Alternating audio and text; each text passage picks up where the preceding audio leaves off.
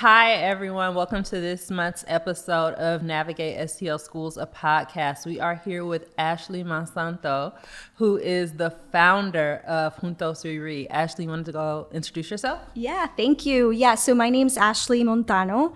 I'm the founder of an initiative called Juntos We Read, which is really a passion project that I started back in February of 2020, right before the COVID lockdown. Time to start yes, right. And the mission of the initiative is really just to empower families who are raising bilingual children through culturally relevant and linguistically relevant resources and literacy programs. Awesome. So I want to start off with a question that we ask everybody on the show. What is your personal K-12 education story? Yeah, so I grew up in South Florida. I'm a product of Miami-Dade County Public Schools, which is the fourth largest school district in the country.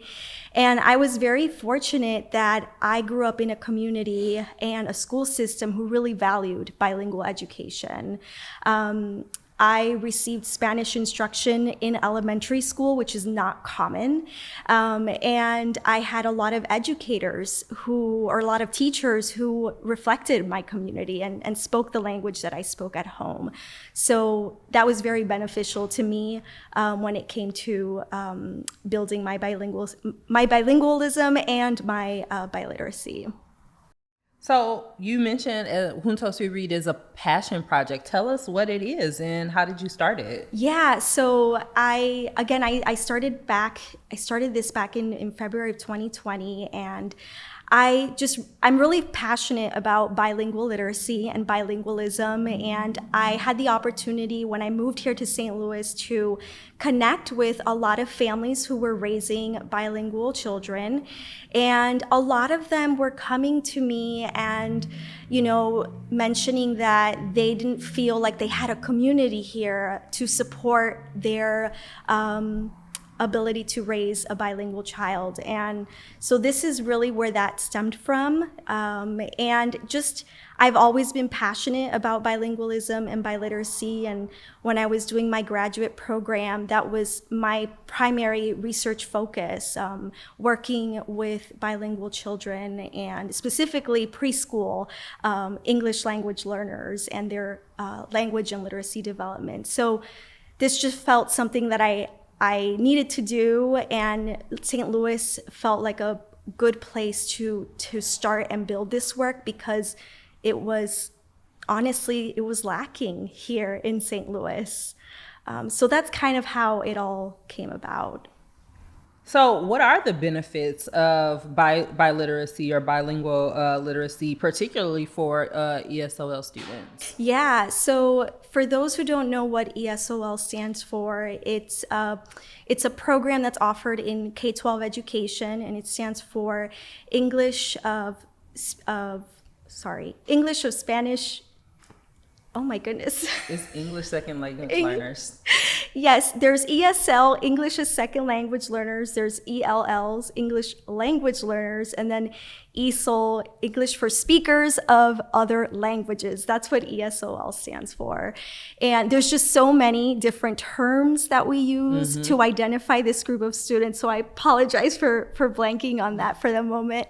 But yeah, the ESOL is a program that's offered by K-12 education. And I think it's really important for those particular students who are in these programs to have the support that they need to build on their home language, and to make sure that they're also building biliteracy skills, that they're able to read in both languages as well. It's not something that we see often in ESOL programs. Usually this is when we are providing bilingual and biliteracy instruction. We usually see this in bilingual education programs, in dual language programs, as we refer them. And so it's kind of hard with ESOL students to build biliteracy, to help them build biliteracy, because the focus is learning English. That's what is assumed as the most important language. There are so many benefits for being biliterate when it comes to children who are in these programs, because number one, research shows, there's an abundance of research that shows that children who have a strong foundation in their first language or their home language have an easier time learning English. So it makes sense to support that home language. And as an adult, these students have such an advantage. They have more opportunities in the job force. They are able to empathize with others that are different from them. They are cognitively just have better skills than monolingual children. So it's really important to support children and their bilingualism and their biliteracy. So what inspired you to start all of this? I think it was just, when I moved here, connecting with parents who were really struggling with creating a bilingual environment at home and supporting their child's bilingualism.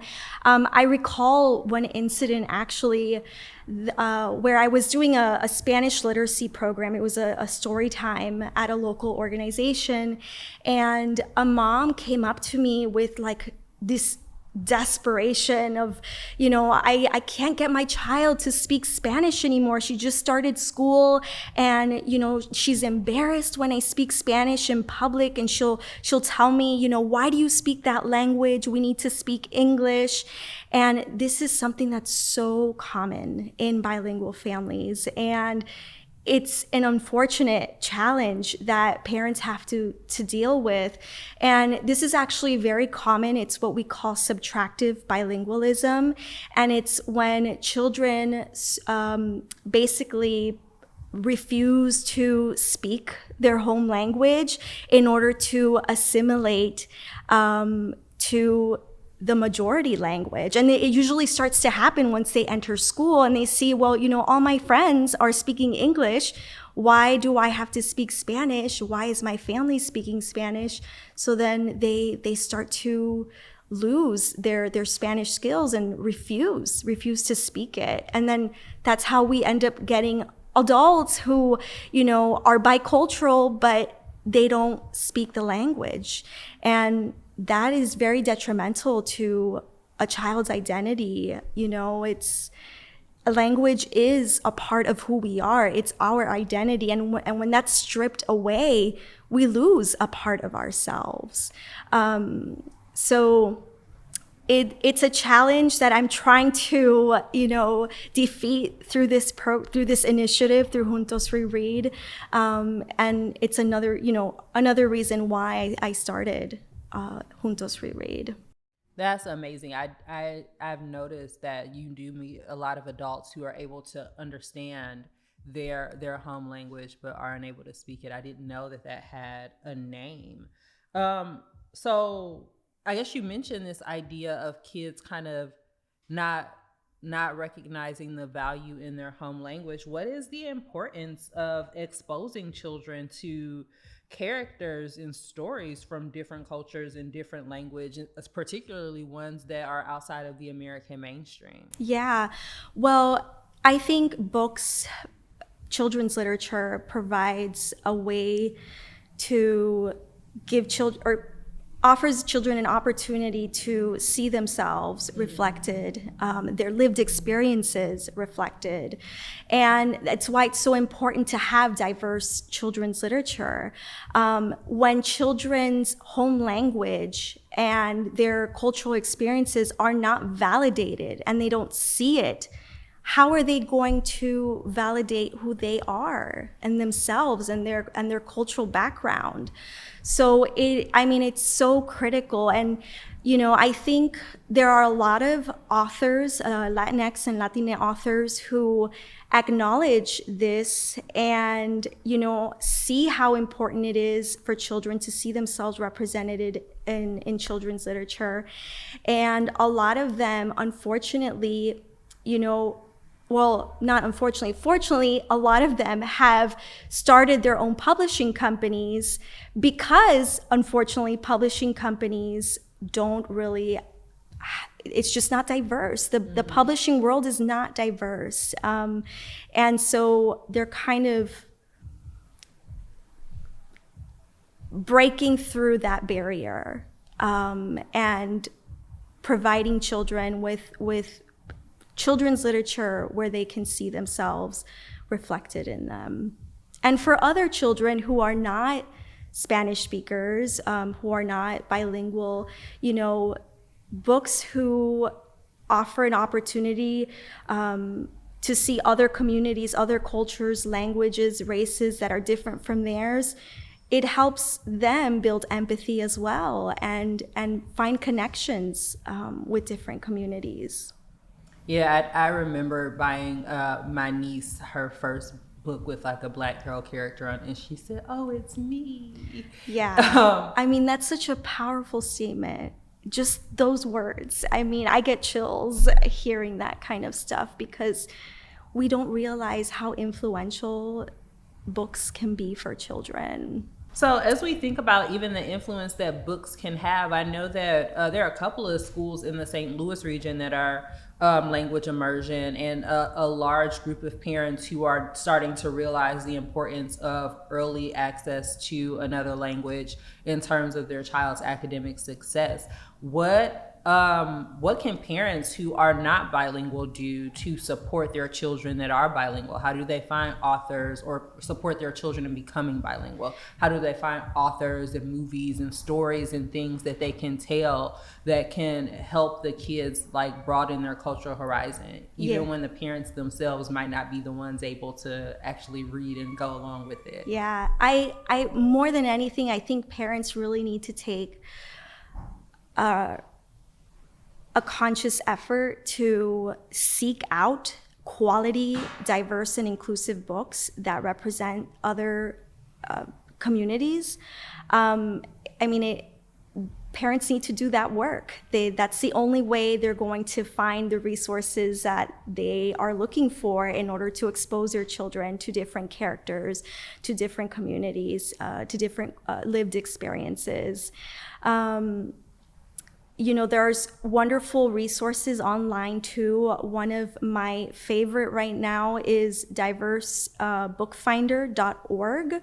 It's a wonderful website where you can find tons of children's literature on whatever culture or language that you are interested in. And there are so many other great resources out there. Would Juntos We Read be one of those? Yes, resources? Absolutely. Yes, Juntos We Read is definitely a resource. I have often tried to post like new children's books that are out, that are either bilingual or written or illustrated by a Latina or Latinx author and illustrator.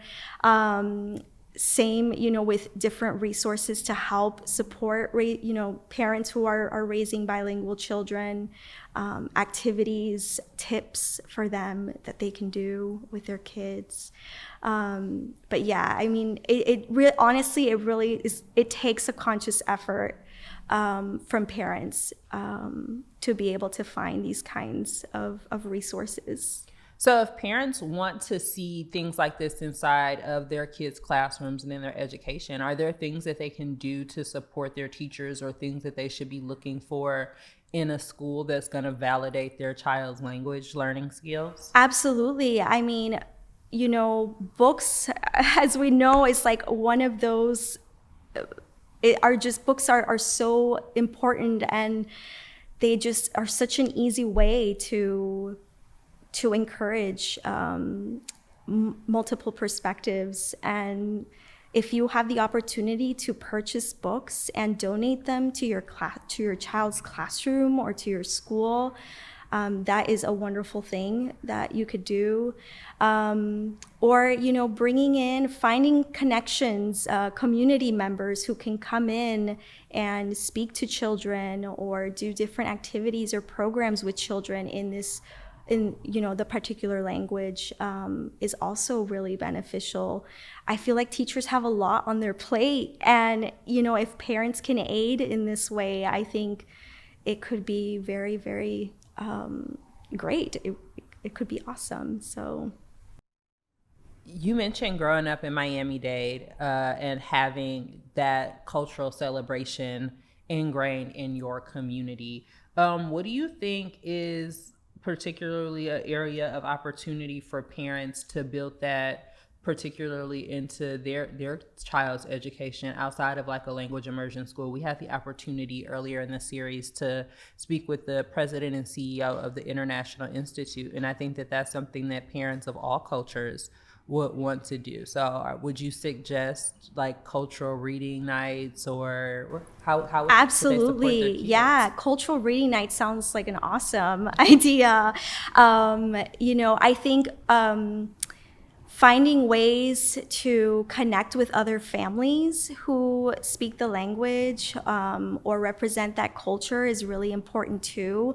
Having kids, bringing kids together for play dates, or just a fun day out where they can do something together and they can engage in that particular language and learn more about that particular culture could really be beneficial.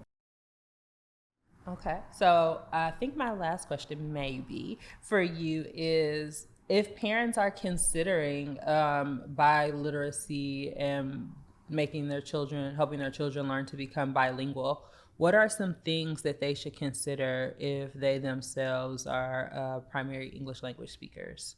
Yeah, I think finding schools like a language immersion school, I know we have some here in St. Louis, is definitely one way. Finding again community members, other families, connecting with other families who speak the language is another way to help their child build those language skills, even when they don't have them. Watching TV is a wonderful way to learn a new language. If there are particular cartoons or things that your child likes to watch, try changing the audio to your target language or the language you want your child to build on. I'd say those are three good ways. Okay, and then my very last question: you mentioned finding authors and changing TV languages and things like that, but what are some movies or books or authors that you would recommend that parents that are interested in biliteracy and bilingual children, what are some things that you recommend that they explore? Yeah. Or or some resources that are cost efficient that they could look into to support that practice? Yeah. Well, I'm just going to say the library is probably your best free resource available for exposing your children to multicultural and multilingual books and literature. There's so many wonderful authors out there, and I can name a few. Little Libros is a new publishing company, woman-owned, who is kind of breaking those barriers and putting bilingual books out there, because bilingual books are hard to find. They're not easy. And bilingual books are important because children need to see both languages side by side in order to acknowledge that they're both equally important. And it's a great way to just build those English skills and those home language skills at the same time. And there's a lot of, great authors who are really doing that work. Going to the library is your best bet. That's where you're going to find a lot of these authors, a lot of these publishing companies who are creating these multilingual, multicultural books in order to expose children to them. So awesome. Thank you so much for your time and your advice. We're looking forward to being able to highlight more stories from different authors from different cultures as we talk to parents about ways to prepare their families and their children for kindergarten. Thank you for your time. Thank you, Anastasia. I'm so grateful for y'all for inviting me, and I'm really just so passionate about what you all do and the support that you all provide for families. I mean, you all are doing such really important work in the community. So thank you for that. Thank you.